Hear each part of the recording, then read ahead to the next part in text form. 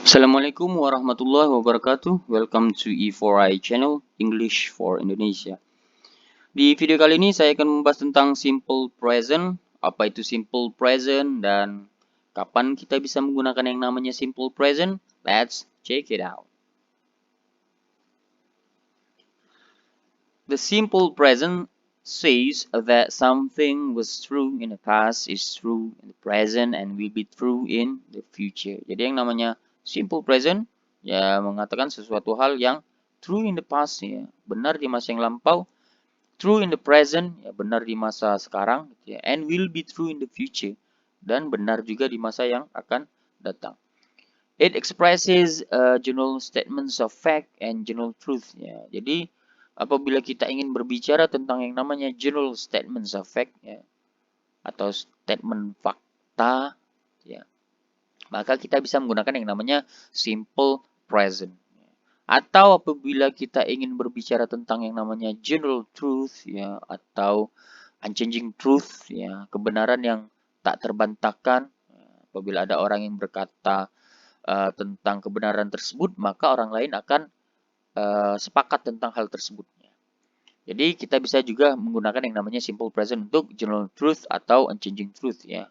Kemudian the simple present is also used to express habitual or everyday activities ya. Simple present juga bisa digunakan untuk apabila kalian ingin mengekspresikan yang namanya habitual activities ya, kebiasaan kalian ya, atau everyday activities ya, atau aktivitas kalian sehari-hari.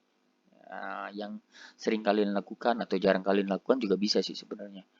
Jadi kalian bisa menggunakan simple present untuk kebiasaan kalian atau aktivitas kalian yang kalian lakukan sehari-hari.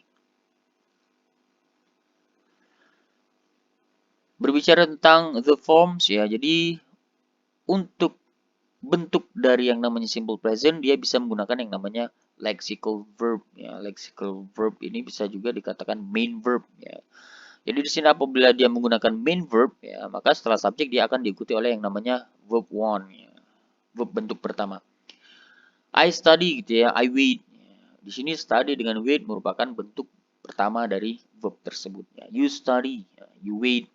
Ya. She, he, it studies ya. Dia ada penambahan is di sini ya. Oke. Kemudian she, he, it waits ya. Untuk ini dia ditambahkan s.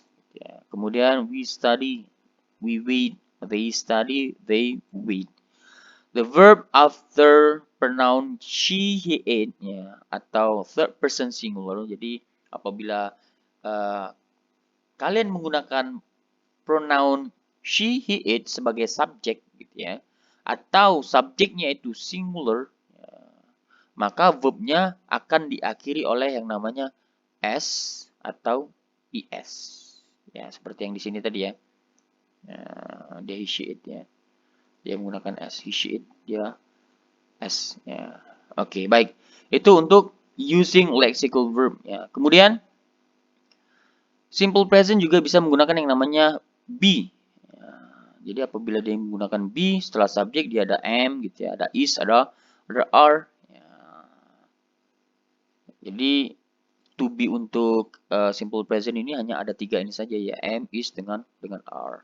Karena to be was dengan were itu dianya simple past gitu ya. Jadi tidak masuk hitungan. Kemudian to be di sini biasanya dia bisa diikuti oleh yang namanya noun ya. Kemudian bisa juga dia diikuti oleh yang namanya adjective ya, kata sifat gitu ya. Atau bisa juga yang berbau-bau locations ya, tempat. Oke, untuk to be am ya di sini to be am di sini bisa saya katakan dia eksklusif ya. Kenapa eksklusif? Karena am di sini hanya berpasangan pada yang namanya I, pronoun I. Ya, jadi pronoun I di sini dia juga hanya berpasangan sama am. Ya. Pronoun I tidak bisa berpasangan dengan are atau is, gitu. Tidak bisa, dia eksklusif. Ya. Jadi kecil kemungkinan melakukan kesalahan, gitu ya. Salah to be untuk I, ya. Kecil kemungkinannya. Kemudian di sini apabila dia menggunakan pronoun you, ya to be yang kita gunakan adalah are. Apabila kita menggunakan she, he, it, ya to be yang kita gunakan is ya. Kita tidak bisa menggunakan are di sini. We dia menggunakan are, they dia menggunakan are. Kemudian to be is ya can also be used for singular subjects ya. Jadi apabila kalimat tersebut subjeknya singular ya kita gunakan yang namanya is ya. Kemudian apabila subjeknya itu plural maka kita gunakan yang namanya are to be-nya ya.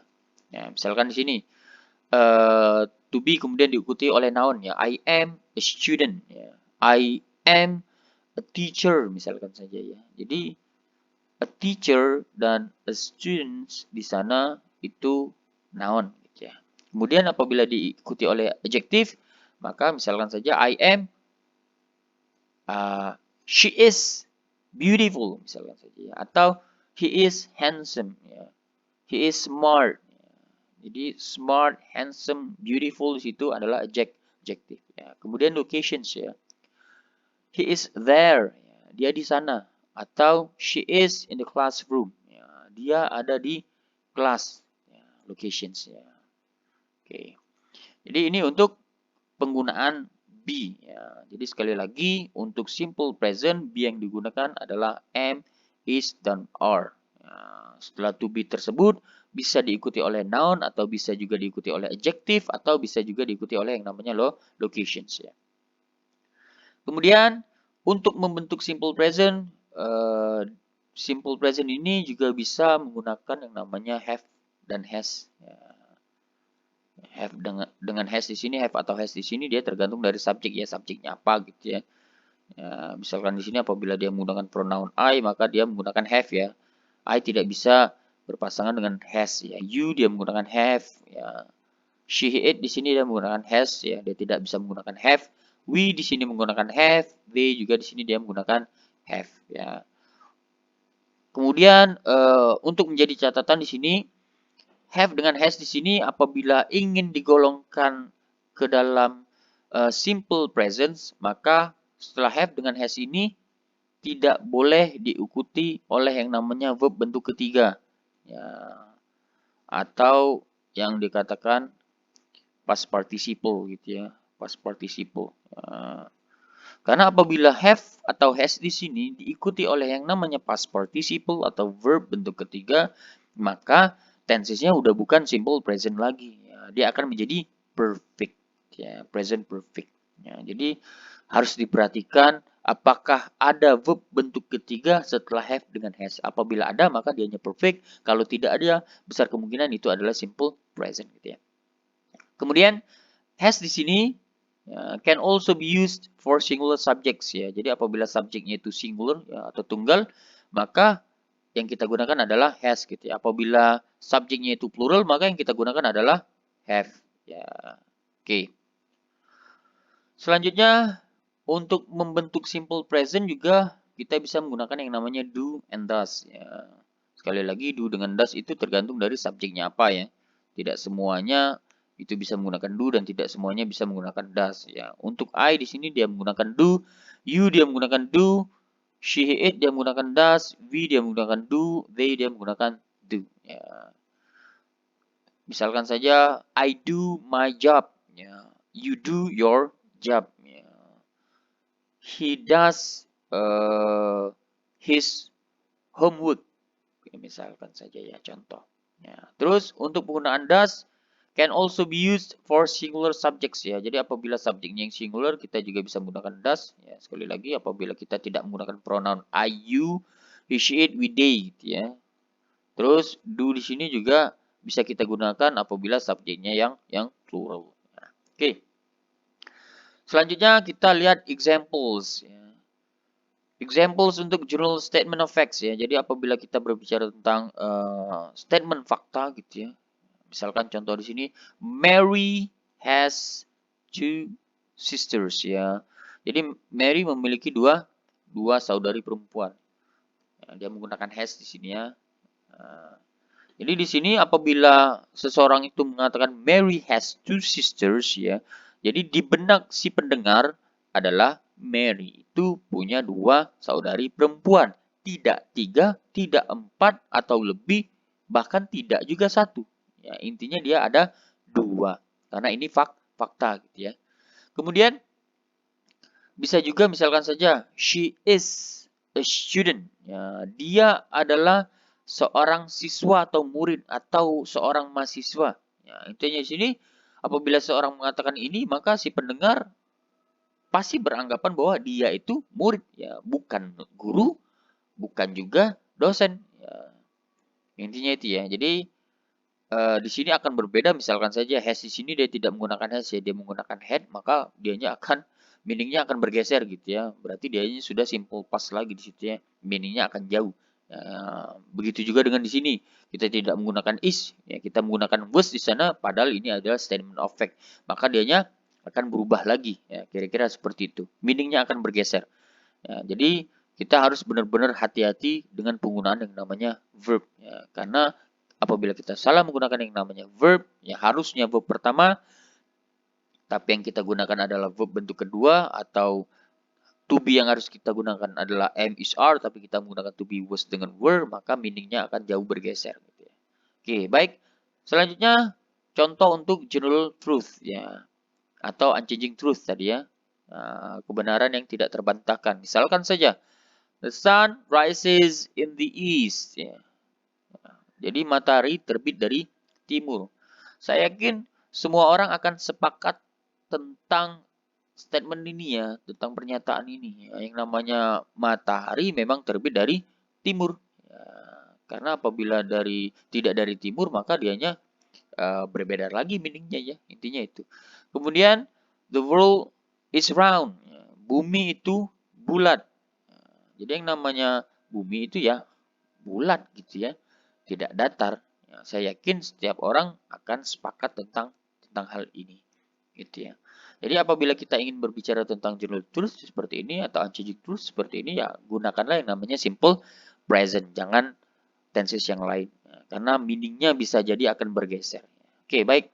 Selanjutnya, habitual or everyday activities, ya aktivitas keseharian kalian gitu ya, atau kebiasaan yang biasanya kalian lakukan. Misalkan contoh di sini ya, I drink coffee every morning. Ya, saya minum kopi setiap pagi. Ya, ini kebiasaannya. Jadi apabila kalian mau mengatakan bahwa saya itu biasanya minum kopi di setiap pagi, gitu ya. Jadi kalian bisa menggunakan yang namanya simple present. Ya. Atau misalkan saja kalian mau mengatakan bahwa they meet once a week. Ya, mereka bertemu 1 minggu sekali. Walaupun durasinya itu 1 minggu sekali gitu ya, intinya ya mereka dalam 1 minggu pasti ketemu gitu ya. Entah misalkan saja minggu ini dia ketemunya hari Minggu, minggu depan mereka bertemunya hari Senin atau Selasa, ya, atau misalkan minggu selanjutnya dia hari Kamis bertemunya, atau balik lagi ke hari Minggu. Intinya di sini dalam 1 minggu mereka pasti bertemu. Oke, baik.